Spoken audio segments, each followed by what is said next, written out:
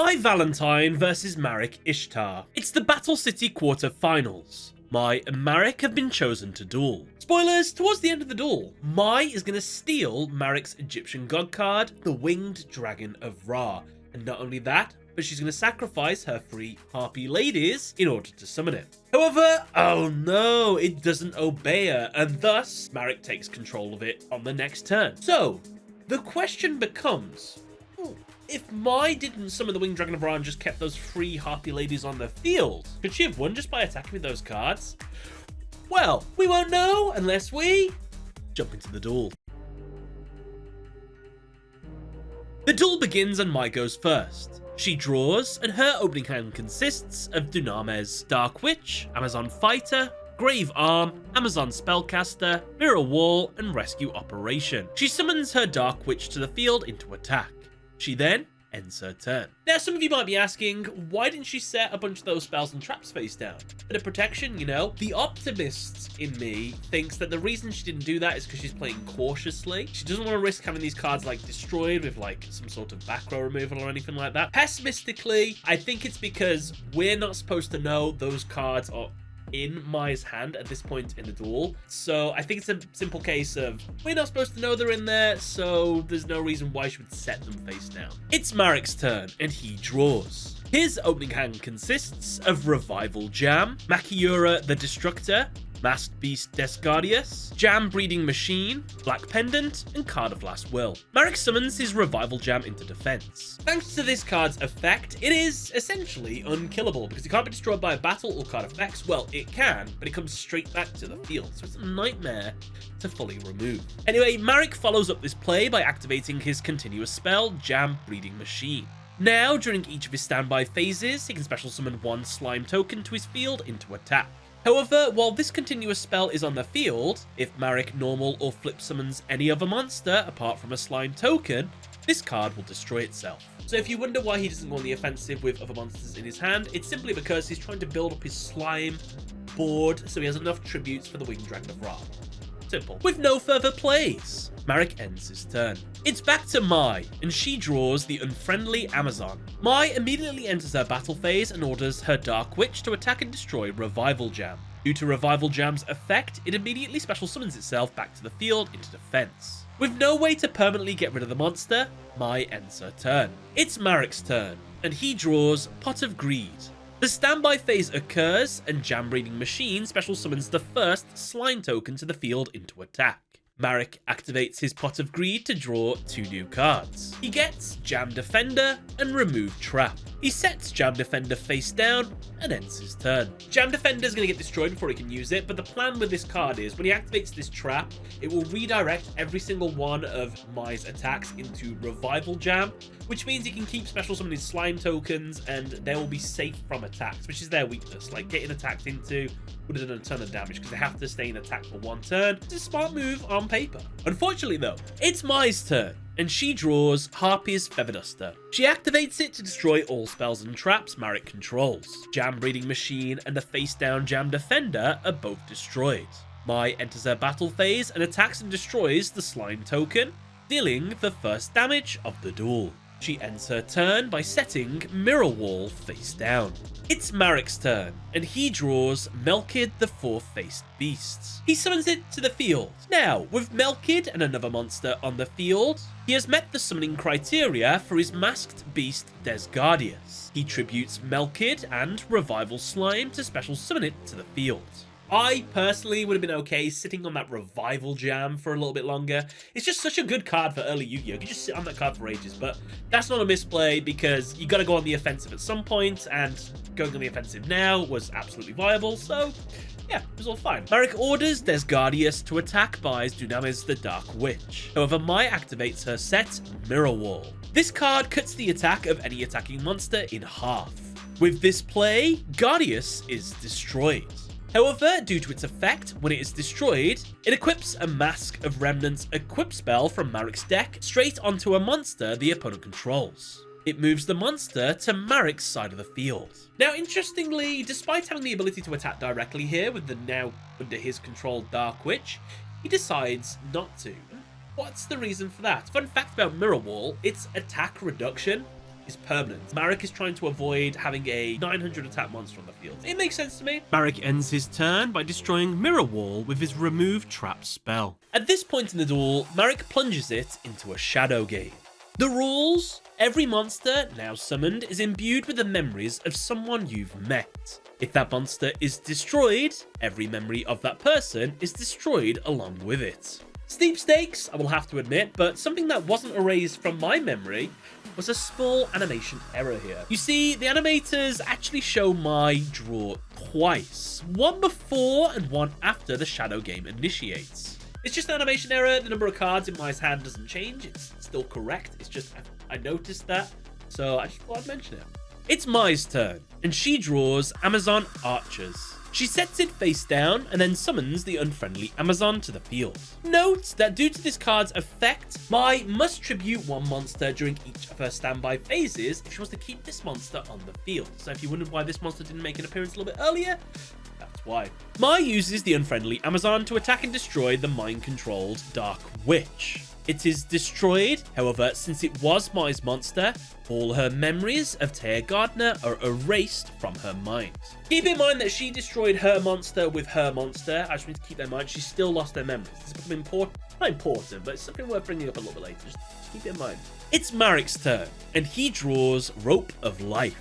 Marik sets his Card of Last Will face down, and then summons Makiura the Destructor to the field. He equips it with his black pendant to boost its attack by 500. Now, with enough attack to best the unfriendly Amazon, Marik attacks. Mai, however, activates her set trap, Amazon Archers, which decreases the attack of an attacking monster by 500. Makiura is destroyed, along with Marik's memories of strings. Also, since Black Pendant was sent to the grave, it inflicts 500 damage to Mai. And since Makiura was sent to the grave, its effect allows Marik to activate one trap card in his hand instantly. Marik activates the only card left in his hand, Rope of Life. This card brings back a monster sent to the graveyard with an extra 800 attack points. Now, with a big boost in attack, it attacks and destroys the unfriendly Amazon. Mai's memories of Joey are erased. Marik ends his turn. Mai losing her memories of Joey is a big deal. This is her, shining beacon, if you will. It's the warm sound she hears throughout the rest of the duel anyway. I just want to say a little fun fact. I don't normally look up the manga versions of these duels, but for this one I had to for some reasons. And I never realized that in the manga, obviously it's quite different in a lot of things, but they tried to keep it the same for the anime. You don't actually lose your memories in this duel, in the Marik Mai duel. It's the same as the Joey Wheeler one, where if the monster is hurt in any way, destroyed or tortured and stuff, you feel that same experience kind of thing. So it's just always funny how the manga is so different yet similar to the anime. Yeah, it's just interesting. And it's completely besides the point. Getting back to the duel, it's back to Mai, and she draws Amazon Chainmaster. She summons it to the field and then ends her turn by setting her spell Grave Arm face down. Remember, during Battle City, you can set normal spell cards face down, and then the next turn they become quick play spell cards, so you can use them whenever you want. Now, some of you might be thinking, wait a minute, couldn't Mai have won this turn? Didn't she have the option to use her Amazoness Spellcaster to swap the attack of her Chainmaster with Makiura? She could then use Grave Arm to blow up Makiura, and then she could attack directly for game. That would have been true. However, the issue is, had she altered the attack points of Makiura, Marik would have used his face down trap, which would have let him draw 5 new cards. Makiura, when it gets blown up, its effect would have allowed him to use the Nightmare Wheel in his hand. It would have pinned Chainmaster, and then Mai couldn't have saved her monster just yet at this point in the duel. So unfortunately, she wouldn't have won with this play, but it was an interesting what if she could have done. It's Marik's turn, and he draws Holding Arms. He summons it to the field. Now, this card is a funky card. It is one of the biggest problems I have with this duel because of its vagueness. What do I mean? Well, in the anime, its effect simply states, invincible for 3 turns. What does that mean? Well, I interpret that as meaning can't be destroyed by battle or card effects, for 3 turns. However, looking closer at what Marik says, it also seems to imply that this monster can't be attacked for the next 3 turns. こいつは3ターンの間、敵の攻撃は一切受け付けない無敵能力を備えている。 And if that's the case, that's okay, that's reasonable. I understand that, but wait, 3 turns? What do you mean? 3 of my turns or 3 turns in general? Because that makes a big difference. Is this monster immune for this turn that it's been summoned, Mai's turn, which would be the 2nd turn, and then Marik's 3 turns, so that's its invincibility? Or is it the turn it's summoned, the 2nd turn, it's Marik's turn, and then the 3rd turn, it's Marik's turn? This effect is the most crucial for later, so we have to decide now what its effect is. And based on how the duel goes, I'm going to say that this monster's effect lasts for this turn that it's summoned, Mai's next turn, and Marik's next turn. Everything after that, this monster is okay to be attacked. So keep that in mind. And while we're here, we might as well cover this. This monster has a secret unwritten effect. Can you believe this? あのモンスター、隠れた特殊能力があるようだな。 These effects are only offhandedly mentioned, but I'll try and interpret to the best of my ability what those effects are. Its secret effect is it can attack a monster, make that damage 0, and now for the next 3 turns, that monster attacked cannot attack. Now, at first, I thought this card also destroyed the chained up monster after 3 turns. However, Marik's wording in this scene implies more so that he'll destroy that monster before the 3 turns of invincibility are up. そいつの動きを封じるには十分だ。3ターンの間にゆっくり始末してやる。 This is reinforced by how the modern, real-world version of this card doesn't actually destroy anything with its effect, it simply holds the monster in place. The only case you could make for destruction is how this monster was originally Visor Des in the manga. In the manga, however, it had the exact same effect of being invincible for 3 turns. However, the real-world version of Visor Des does have a destruction effect after 3 turns. So although it is a little bit vague, I am going to say that holding arms in the anime does not have a destruction effect. It simply prevents a monster that it attacks from attacking for 3 turns or remaining invincible on the field for those 3 turns. Now I know you're thinking it seems really pedantic to go through all this for this one card, but this monster is what will decide later if Mai could have won, or if Mai definitely couldn't have won. So I'll tell you what, we're going to put a pin in this for now, and we'll bring it back up when it becomes important to the duel. So, for now, Marik attacks Mai's Amazon Chain Master. No damage is dealt thanks to holding arms' effect. However, Chain Master is now incapable of moving. Mai, however, is prepared. She activates her set spell, Grave Arm, which lets her destroy 1 monster on the field. Marik reminds Mai, my monster's invincible, you can't destroy my monster. And that is where she reveals she is not targeting Holding Arms. Instead, she destroys her own monster, Amazon Chain Master. It is destroyed and sent to the grave, and as it is, its effect activates. Mai pays 1,000 life points to declare 1 card in Marik's deck. If it is in there, she can add it to her hand. She declares the Winged Dragon of Ra. The play is successful and it is added to Mai's hand. Marik, with no further plays, ends his turn. Now this is just a little thing, but it's worth noting. Mai just destroyed one of her cards with a spell card, and she didn't lose any memories. She does try to explain this away, however. According to her, since it wasn't destroyed by one of Marik's cards, she doesn't lose any memories. But that's not what was established earlier. She destroyed her monster with her monster, and she lost the memories. So, I mean, it's only a little bit of shenanigans. Was it that big of a deal for her to just lose memories of just like one more person? Like, I don't know, Tristan? Would it have really impacted the duel that much? Don't let that all distract you from Marik's misplay this turn. Marik has an attack-boosted Makiura on the field. After Mai destroyed her own monster, why didn't Marik just attack the game with that? What's the deal here? Well, in defense of Marik, I think what happened was Marik attacked with the Holden Chains, equipped itself onto the Chain Master, moves into the main phase 2. Mai uses her spell card in the main phase 2 to destroy her monster. So we're out of the battle phase, so Marik couldn't attack there. That makes sense to me. However, that now raises the point, wait a minute, why didn't Marik just attack with Makiura instead? Why did he need to do the Holding Arms play when he could have just blasted the monster, gone, attacked directly with his Holding Arms and do a little bit of damage, and then it would have got rid of the monster as well? I guess in that situation, Mai would let Makiura destroy her Chain Master so that She'd take a bit of damage, sure, but she'd get to steal the Winged Dragon of Ra, and then holding chains would just attack directly and wouldn't actually equip to anything. So I guess that was an option, and then we could hold on to the spell card for a little bit later as well.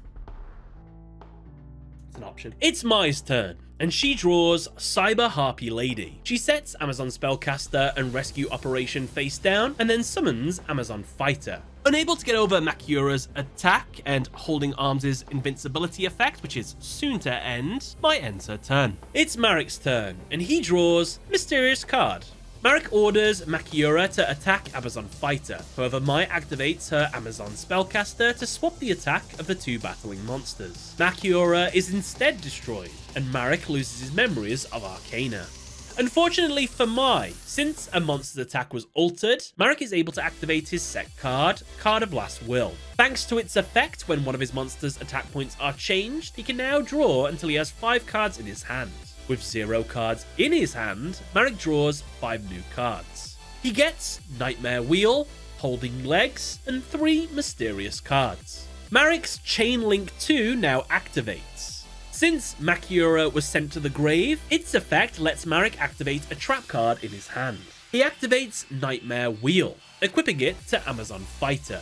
Now every turn, Mai will lose 500 life points. However, it doesn't really matter because Mai activates her face down Rescue Operation, which returns one monster on her field back to her hand and allows her to replace it with another monster from her hand.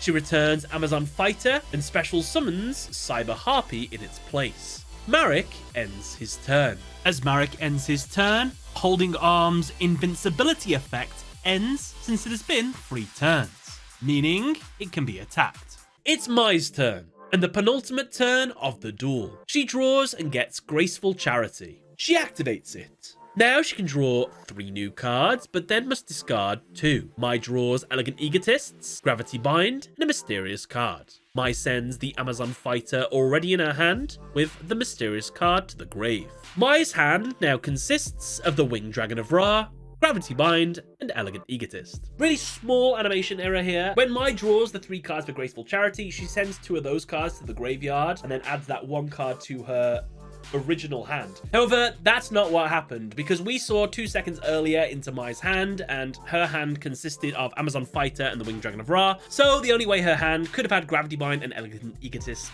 and the Winged Dragon of Ra in afterwards is if she sent Amazon Fighter and one of the new cards to the graveyard. It's just like a tiny error, doesn't make a big deal at all, doesn't affect the match at all, but I just thought I'd just throw it out there. Anyway, Mai activates Elegant Egotist. This transforms Cyber Harpy Lady into the 3 Harpy Lady sisters. Each monster has 1800 attack. And it is here where Mai makes a grave mistake.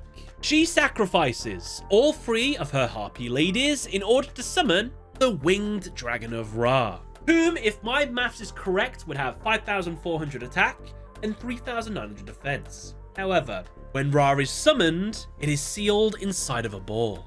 Ra is not obeying Mai, and the reason why is because she has not recited the summoning chant on the card. Which, fun fact, I actually never knew about until watching this episode in the Japanese. The Winged Dragon of Ra doesn't have any card text on it when it's out and about, when it's in public, when you look at it like this. However, as soon as the monster has been summoned to the field, text appears underneath it. This is its summoning chant. I never knew that, that's so cool. So perhaps if Mai had seen this text, she might have not summoned Ra, I guess? Marik explains to Mai that Ra is in Sphere mode, and because of this, it will not protect Mai from any attacks. Mai, who thought she absolutely had game here, is forced to end her turn by setting Gravity Bind face down. What's that? Could Mai have won this turn if things went slightly differently? Well, first off, I have absolutely no problem with Marik using foreign language cards in this duel. More power to him and everything like that. However, Mr. Referee, I'd just like to remind you of one important thing. And that is, according to official tournament rules, when using a card that is not in a local language version of the card or an accurate card translation must be available outside of the deck to show to an opponent or a tournament official. In fact, duelists are responsible for providing an accurate reference and may in fact incur a penalty if they provide an incomplete or inaccurate translation. Marik is technically cheating because he didn't have the translation of the Winged Dragon of Ra with him for Mai to read. However, that only really applies for the real world. Jokes aside, however, should Mai have even tried to summon Ra in the first place? I mean, I get it. You've just taken the big bad villain's boss monster and you've got 3 monsters on your side of the field. You're like, oh, I could just summon your monster and beat you with your own monster. It's tempting. I get it. I understand. But you have your 3 ace monsters on the field with more than enough attack points to win you the duel. Just attack with them. Be proud of what you have. However, we're not done because we need to establish, would she have won had she attacked with those 3 monsters? And the answer is, unfortunately, yes, she would have. Holding Arms' invincibility effect had ended the prior turn. Evidence to support this is how Mai was planning to attack into it with the Winged Dragon of Ra to go for game this turn. So, with only a 500 attack point monster on Marik's side of the field and a mere 1050 life points, she in fact only needed to attack with one of the Harpy ladies. Meaning she didn't even need to dig for Elegant Egotist with Graceful Charity, she could just attacked with the one she had and won the duel. Mai, you started BMing and tragically it cost you the duel. The broader message of this whole thing is don't make cards with secret unwritten effects that you don't explain properly. Anyway, we've got one final turn. It's Marik's turn, and the final turn of the duel. He draws and gets another mysterious card. Marik summons Holding Legs to the field. When summoned, its effect returns all set spells and traps back to the hand. Gravity Bind is returned back to Mai's hand. Now, it is here that Marik states that when Holding Legs and Holding Arms are both on the field at the same time, Ujat's tablet appears. I don't know if this is a real monster. It might just be like a metaphorical monster or something. Like when these two appear, the sacrificial tablet appears kind of thing. Because the only reason I say that is because when that card is summoned, it doesn't have an attack and defense stat like all of the monsters summoned to the field do. It isn't physically on the duel disc after it's summoned. And it didn't come from Marik's hand because his hand is the same as after this monster is summoned. So I think that monster is just a dramatic effect kind of monster, just so it can just pin Mai against the wall, you know how it is. So it doesn't really matter. It doesn't do anything. It doesn't affect the duel in any way, shape or form. So not a big deal. Anyway, Marik attacks Mai directly with Holding Arms and Holding Legs. Since Sphere Mode Ra isn't obeying Mai, it doesn't defend her. However, with only 800 life points left and still in the battle phase, Marik recites the ancient chant for the Winged Dragon of Ra. This causes Ra to be summoned to his side of the field. With 5,400 attack, Ra attacks Mai directly. Joey and Yugi physically tank the attack so that Mai isn't killed by the Shadow Game. However, there has to be a price, so Marik does like this whole thing where he slowly vanishes her mind every second that she's in a coma now. But ultimately, Marik wins the duel. Despite my issues with some of the anime cards in this one, I actually like this duel. It was a good back and forth, good use of traps as well, like circumventing stuff. There was some Chain Link 2 stuff going on with the drawing cards, discarding stuff and stuff. It was never mentioned, but I thought it was quite clever. Want to watch this video after this one? You're more than welcome to, but you might be more interested in this video instead. This is a good one, I promise. Watch either one if you want to. Other than that, though, thank you for watching. Catch you later. Bye, everyone.